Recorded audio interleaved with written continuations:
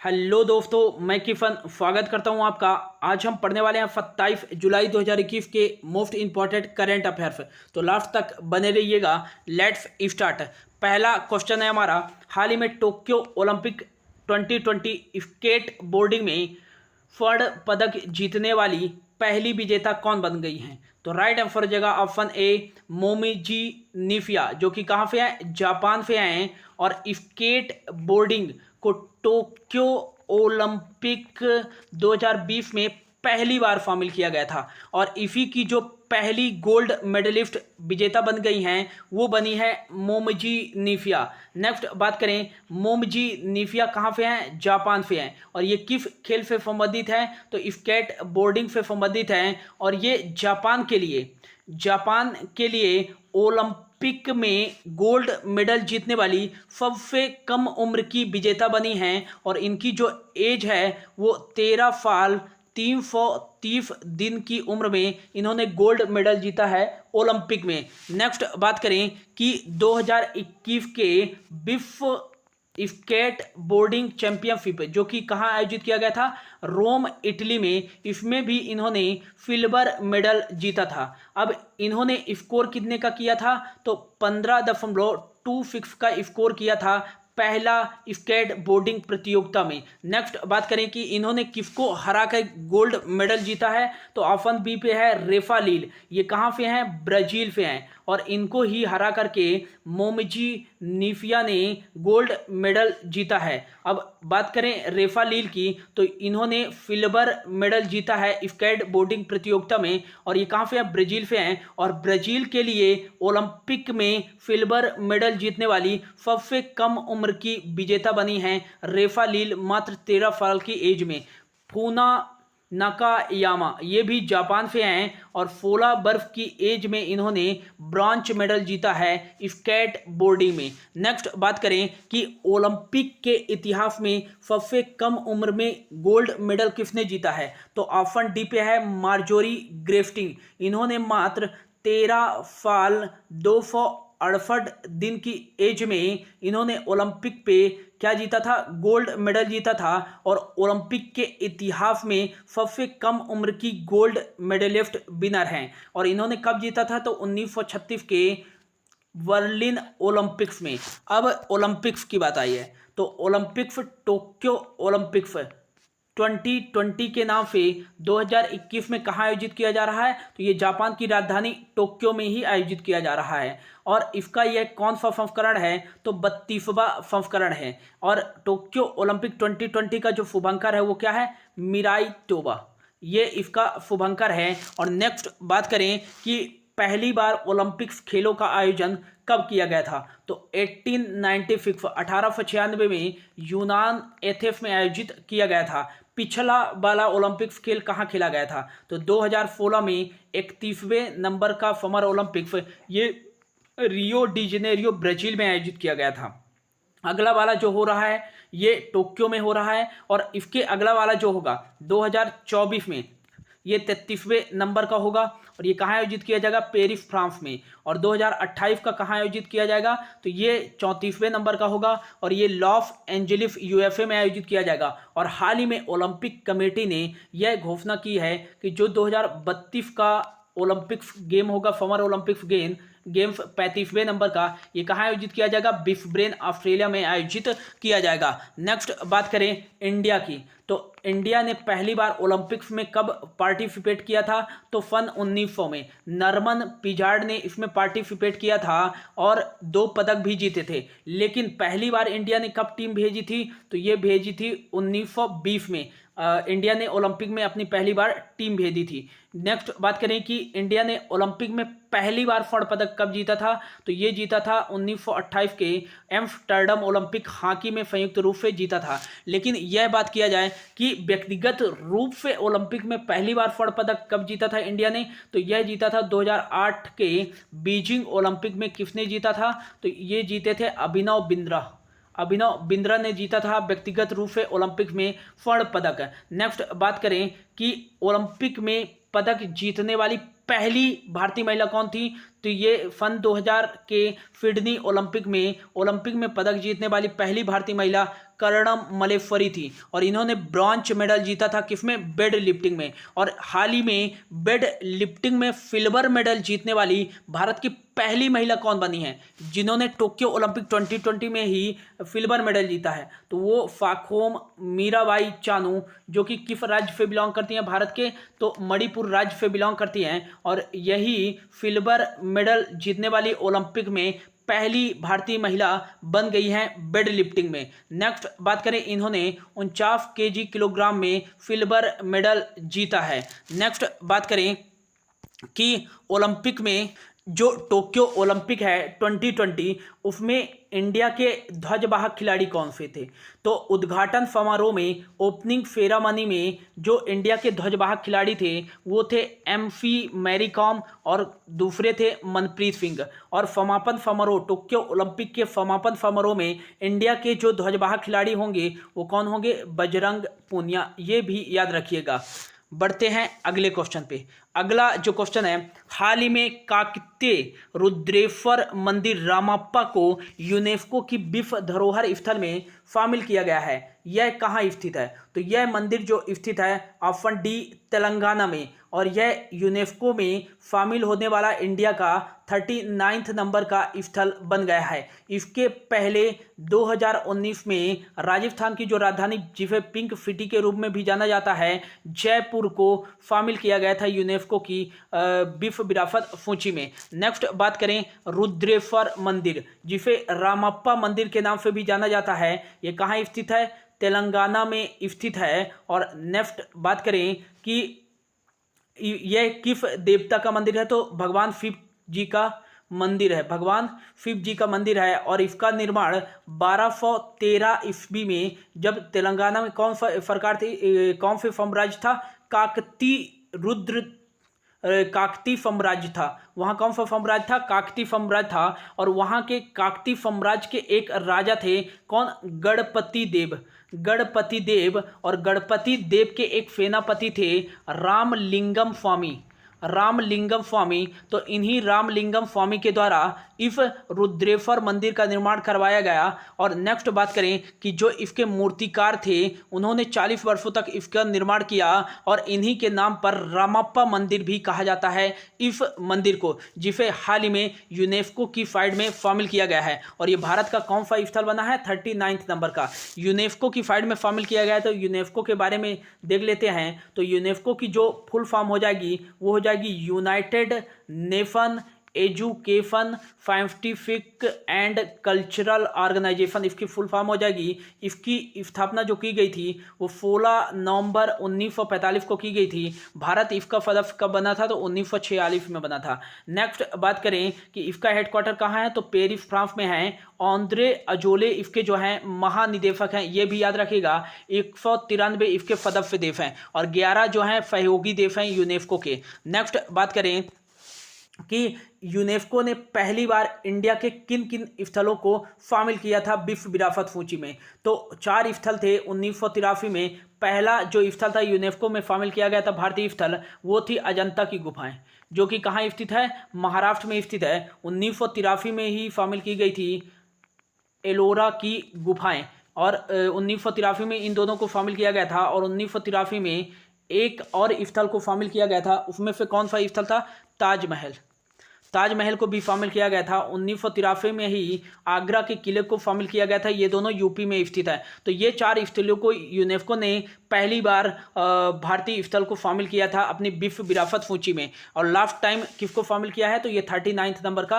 रामप्पा मंदिर, जिसे रुद्रेश्वर मंदिर के रूप में भी जाना जाता है। नेक्स्ट बात करें कि हाल ही में यूनेस्को ने अपनी संभावित लिस्ट में इंडिया के 6 स्थलों को शामिल किया है। और वो कौन कौन से हैं, तो एक तमिलनाडु में स्थित है कांचीपुरम का मंदिर, इसको भी शामिल किया है कांचीपुरम का मंदिर। और एक है गंगा घाट जो कि वाराणसी में स्थित है, इसको भी यूनेस्को की सूची में शामिल किया गया है संभावित लिस्ट में। और एक जो है बैकल महापहाड़ी स्थल, यह कहाँ स्थित है, कर्नाटक में। और नेक्स्ट जो है मराठा सैन्य वस्तुकला महाराष्ट्र में स्थित है। सतपुड़ा टाइगर रिजर्व, इसको भी यूनेस्को ने संभावित लिस्ट में शामिल किया है, जो कि मध्य प्रदेश में स्थित है। और बेड़ा घाट के लेमटा घाट, जहाँ पे डायनासोर के कुछ जीवाश्म प्राप्त हुए हैं, इसको भी संभावित लिस्ट में शामिल किया गया है और यह एमपी में स्थित है। हाल ही में यूनेस्को ने भारत के 2 स्थलों को, पहला 2 शहरों को कह सकते हैं, यूनेस्को द्वारा हिस्टोरिकल लैंडस्केप प्रोजेक्ट स्कीम के तहत शामिल किया गया है। और वो 2 शहर कौन कौन से हैं?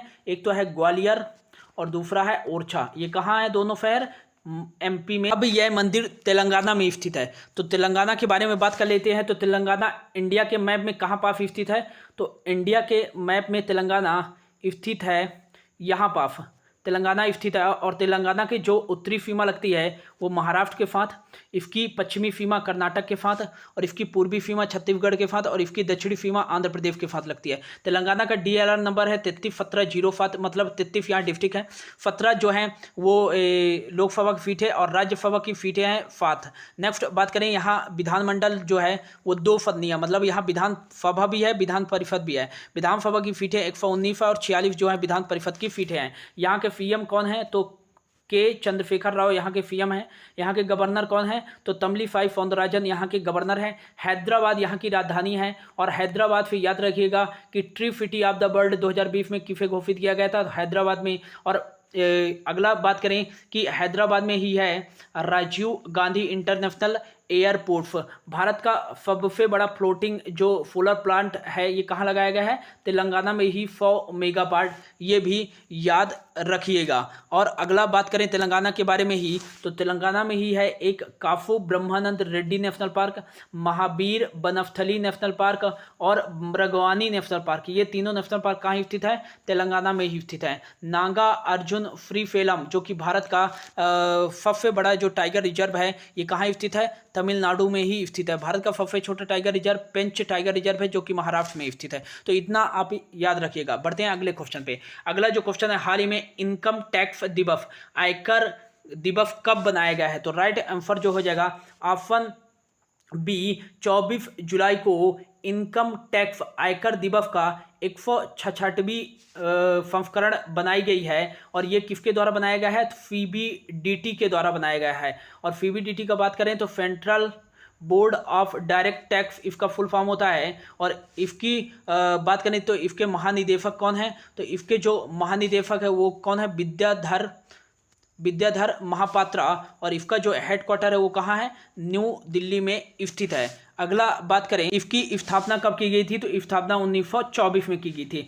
अब यह इंपॉर्टेंट डेज है, तो कुछ इंपॉर्टेंट डेज देख लेते हैं जो कि जुलाई मंथ के हैं। तो 1 जुलाई को बनाया जाता है GST दिवस, 1 जुलाई को ही बनाया जाता है अंतर्राष्ट्रीय फल दिवस, 1 जुलाई को राष्ट्रीय चिकित्सक दिवस, 1 जुलाई को ही बनाया जाता है राष्ट्रीय डाक कर्मचारी दिवस, 73वां चार्टर अकाउंटेंट दिवस 1 जुलाई को बनाया गया, विश्व खेल पत्रकार दिवस 2 जुलाई को, 3 जुलाई को, हालांकि जुलाई के पहले शनिवार को बनाया जाता है जो कि इस बार 3 जुलाई को पड़ा, अंतर्राष्ट्रीय सहकारिता दिवस, 3 जुलाई को ही बनाया जाता है अंतर्राष्ट्रीय प्लास्टिक बैग मुक्ति दिवस, 6 जुलाई को विश्व जुनून दिवस, 9 जुलाई को राष्ट्रीय विद्यार्थी दिवस, 10 जुलाई को बनाया जाता है, 10 जुलाई को कौन सा डेज बनाया जाता है? राष्ट्रीय मत्स्य किसान दिवस, 11 जुलाई को विश्व जनसंख्या दिवस, 12 जुलाई को मलाला दिवस, 15 जुलाई को विश्व युवा कौशल दिवस, 15 जुलाई को ही राष्ट्रीय प्लास्टिक सर्जरी दिवस, लेकिन इस बार विश्व प्लास्टिक सर्जरी दिवस के रूप में बनाया गया, 17 जुलाई को अंतर्राष्ट्रीय न्याय दिवस, और 18 जुलाई को नेल्सन मंडेला दिवस, और 19 जुलाई यहाँ पर लिख लीजिएगा, 19 जुलाई को बैंकों का राष्ट्रीयकरण दिवस,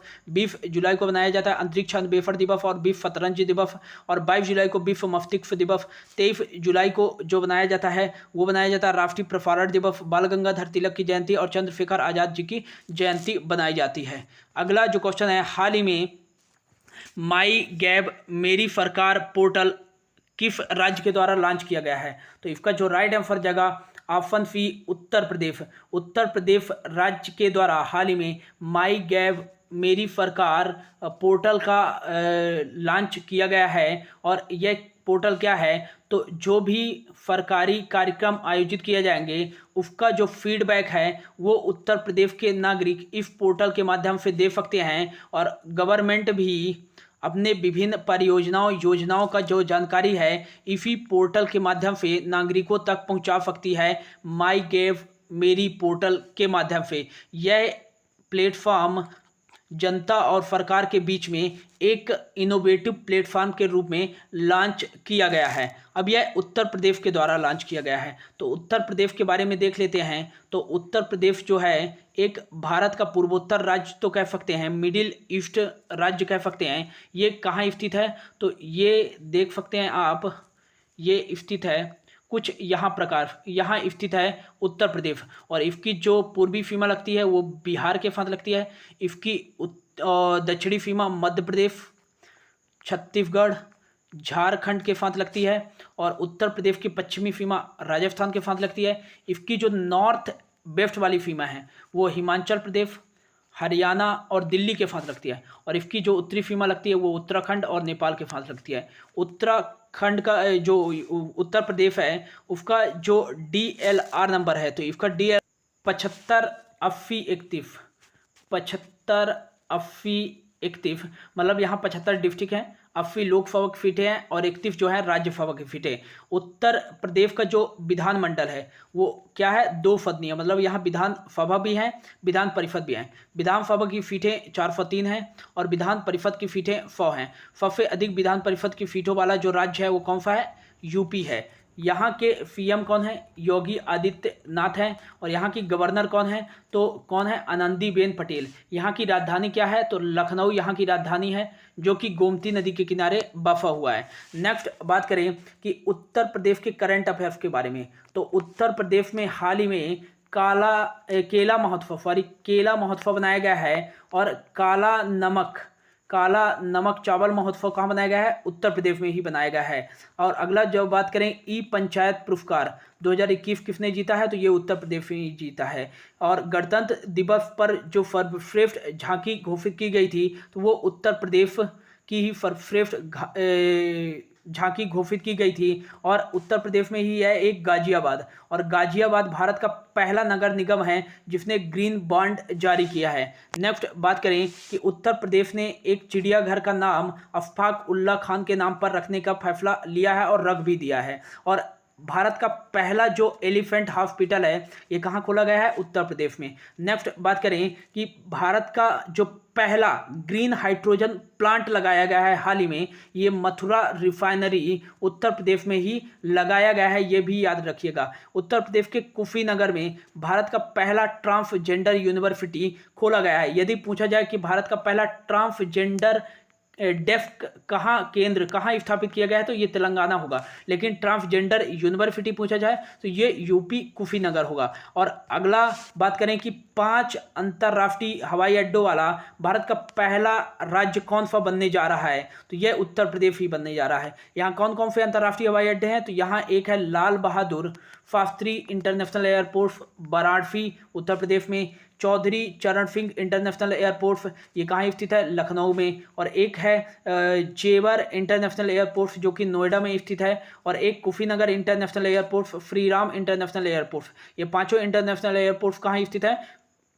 उत्तर प्रदेश में स्थित है। जेवर और श्रीराम पे अभी काम चल रहा है, कंस्ट्रक्शन चल रहा है। इन दोनों के बन जाने से 5 अंतर्राष्ट्रीय हवाई अड्डों वाला भारत का जो पहला राज्य हो जाएगा वो कौन सा हो जाएगा? उत्तर प्रदेश ही हो जाएगा। बढ़ते हैं अगले क्वेश्चन पे।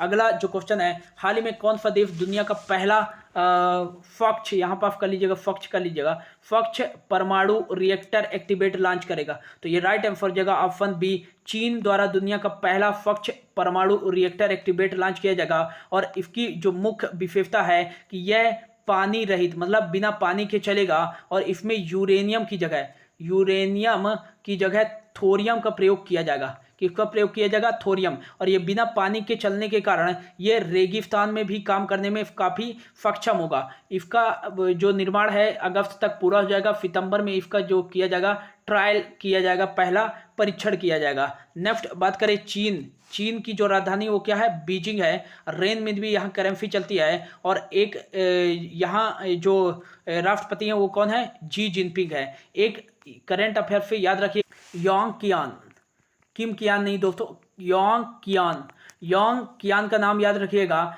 इन्होंने टोक्यो ओलंपिक में गोल्ड मेडल जीतने वाली पहली विजेता बनी हैं ये भी याद रखिएगा योंग कियान, जो कि कहाँ पे है, चीन की एक निशानेबाज हैं। चीन से ही याद रखिएगा कि हाल ही में बेहतन हाइड्रो पावर प्रोजेक्ट का उद्घाटन किसने किया है, यांगजी रिवर पर, तो चीन ने ही किया है। और जुरांग रोवर मार्स प्लैनेट पर किसने भेजा है, तो ये चीन ने ही भेजा है। और हाल ही में एक मैगलेब ट्रेन का सार्वजनिक रूप से संचालन किसने किया है, तो ये चीन ने ही किया है। और इसे चीनी मीडिया के अनुसार दुनिया की सबसे तेज चलने वाली ट्रेन है, जिसकी जो स्पीड बताई गई है वो बताई गई है 600 किलोमीटर पर आवर। नेक्स्ट बात करें कि सिंथेटिक कैनबोनाइड्स को बैन करने वाला जो दुनिया का पहला देश है वो कौन सा है, चीन ही है। और अगला जो याद रखिएगा कि मंगल ग्रह पर चीन अपना पहला मानवयुक्त मिशन भेजेगा 2033 में, और उस मिशन का जो नाम है क्रू मिशन, ये भी याद रखिएगा। अगला जो क्वेश्चन है, हाल ही में कौन सा देश फेसबुक का विकल्प जोगाजोग सोशल मीडिया प्लेटफॉर्म लॉन्च करेगा, तो राइट आंसर हो जाएगा ऑप्शन डी, बांग्लादेश। हाल ही में यह घोषणा किया है कि फेसबुक के जैसे ही वह जोगाजोग नाम का एक special social media platform launch करेगा, जो कि फेसबुक और व्हाट्सएप का क्या होगा, वैकल्पिक होगा, सब्स्टिट्यूट होगा। और यह बांग्लादेश के द्वारा घोषणा किया गया है। नेक्स्ट बात करें कि बांग्लादेश की जो राजधानी है वो क्या है, ढाका है, और यहाँ टका क्या चलती है, करेंसी। भारत और बांग्लादेश के बीच में एक एक्सरसाइज होती है, कौन सा, संप्रीति, और एक होते हैं बोंगो सागर, ये भी याद रखिएगा। अगला जो क्वेश्चन है, हाल ही में किस राज्य के मुख्यमंत्री BS येदियुरप्पा ने इस्तीफा दे दिया है, तो राइट आंसर हो जाएगा ऑप्शन डी, कर्नाटक राज्य के CM BS येदियुरप्पा ने इस्तीफा दे दिया है। नेक्स्ट बात करें कि इन्होंने किसको इस्तीफा दिया है, तो कर्नाटक के हाल ही में जो गवर्नर बनाए गए हैं थावर चंद गहलोत को। कर्नाटक की राजधानी क्या है, बेंगलुरु है, और बेंगलुरु में ही जो अगला वाला जो होगा खेलो इंडिया यूनिवर्सिटी गेम्स का आयोजन किया जाएगा। इसे सिलिकॉन सिटी के रूप में, सिलिकॉन वैली के रूप में भी जाना जाता है बेंगलुरु को। और यहाँ के CM जो है थे BS येदियुरप्पा, इस्तीफा दे दिए हैं। और आम्फी, बांदीपुर, बनरघट्टा, कुद्रेमुख, नागरहोल नेशनल पार्क कहाँ है, कर्नाटक में ही स्थित है। कैगा एटॉमिक पावर स्टेशन कहाँ स्थित है, कर्नाटक में ही स्थित है। एक याद रखिएगा यक्षगान कहाँ का एक नृत्य है, तो ये कहाँ का है, कर्नाटक का ही है, इतना याद रखिएगा। अगला जो क्वेश्चन है, हाल ही में किसे अलेक्जेंडर डेल रिम्पल पुरस्कार से सम्मानित किया गया है, तो राइट आंसर जगह वाइस एडमिरल विनय बाधवार को अलेक्जेंडर डेल रिम्पल पुरस्कार से सम्मानित किया गया है हाइड्रोग्राफी के क्षेत्र में। और ये किस देश के द्वारा सम्मानित किया गया है, तो ब्रिटेन के द्वारा सम्मानित किया गया है। और इसकी स्थापना, जो पुरस्कार की स्थापना की गई थी 2006 में की गई थी। तो ये था दोस्तों आज का करंट अफेयर्स। होप आपको अच्छा लगा होगा। Thank you so much for your watching. अच्छा लगे तो शेयर जरूर कर दें।